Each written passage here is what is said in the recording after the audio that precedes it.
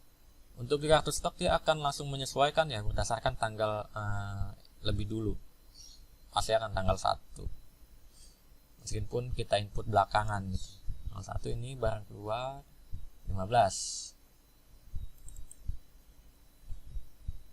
Kita cek untuk yang tahun 2018. Sudah ada barang keluar tanggal 1 22 untuk albendazole tab provinsi 2018. Maka sisa stoknya segini. Oke, selanjutnya kita buat report bulanan. Oke, 2020 bulan Januari. Kita akan membuat report global. Apabila teman-teman mau membuat secara keseluruhan, ini sumber obatnya nggak perlu diisi gitu. Kalau teman-teman mau filter APBD saja ya cukup ketik APBD. Kalau mau filter keseluruhan gitu, menampilkan secara keseluruhan, ini nggak usah diisi sumber obatnya. Report PDF. Oke, kita simpan di desktop. Laporan Januari 2020 global.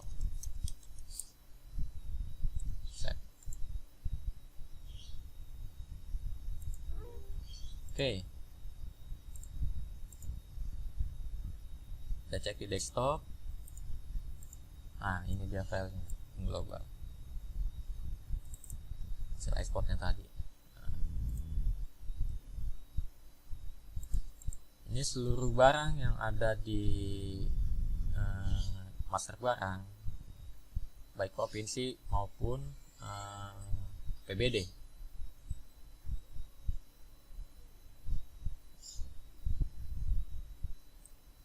Oke, sekarang obat keluarnya sudah ada karena tadi sudah kita input pengeluaran obat untuk unit apotek 15 dan 22. Maka stok akhirnya ya ini. Persediaan dikurangi obat keluar, kurangi retur gitu. 260 kurangi 15 jadi 245. 230 kurangin 22 menjadi 208. Di baris paling bawah akan ada summary. Jumlahnya akan ada. Ini untuk laporan bulanannya.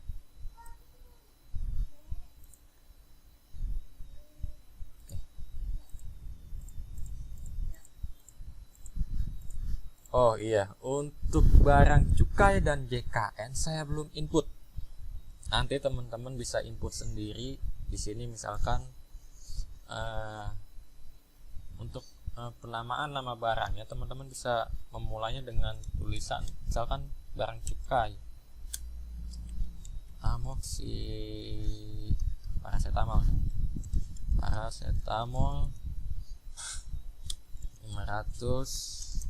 mg.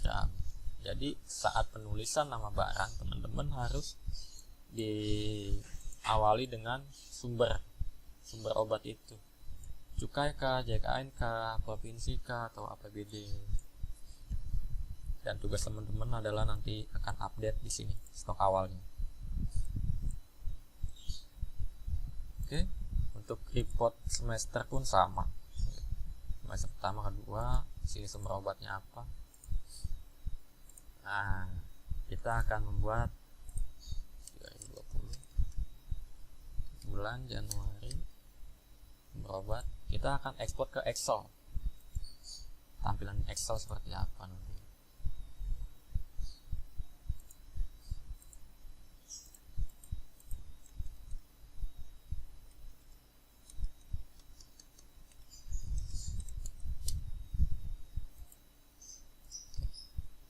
Set. Lumayan berat. Datanya lumayan banyak. Oke, apabila sudah hilang tampilannya berarti sudah selesai. Oke, kita keluarkan dulu. Kita cek tampilan di Excelnya seperti apa. Ini laporan Januari 2020 global. Nah,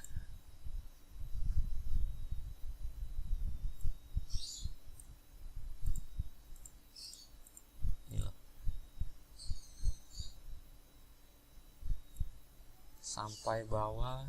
Nah, ini.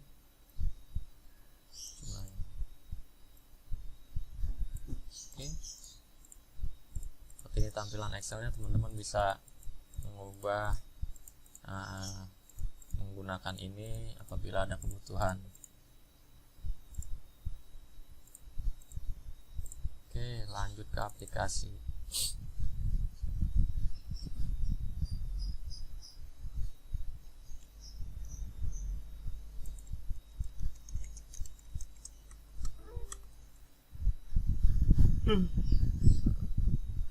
Apalagi ya yang mau saya jelasin, kayaknya itu gitu.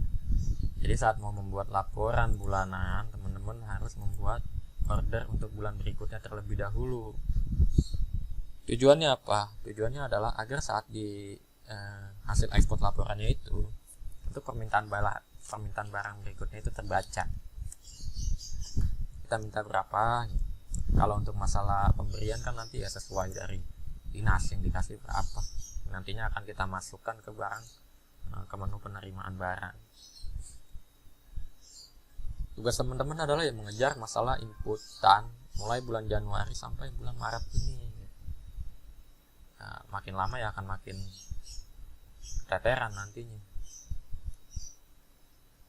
Oke, nanti teman-teman untuk masalah instalasi dan lain-lainnya akan saya bantu melalui remote desktop. Teman akan diberikan aplikasi unit atau push-to dan juga aplikasi LPLPL Puskesmas.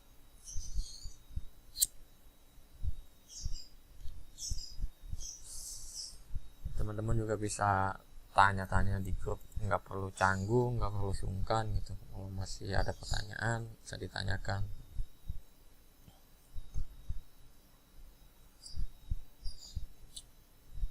Oke, kiranya itu aja yang bisa saya jelasin. Kurang lebihnya nanti bisa ditanyakan di grup. Apa yang mau ditanyakan silahkan ditanyakan. Kalau mau japri saya langsung ya nggak masalah gitu, langsung aja kirim WhatsApp saya apa yang mau ditanyakan, nggak masalah gitu. Karena menyangkut pekerjaan juga.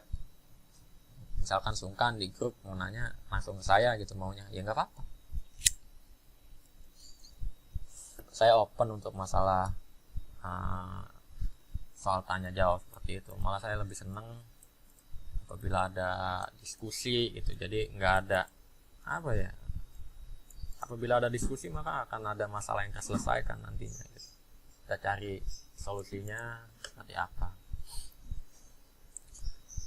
Oke, kiranya itu aja yang bisa saya jelasin. Nanti bisa ditonton di YouTube gitu.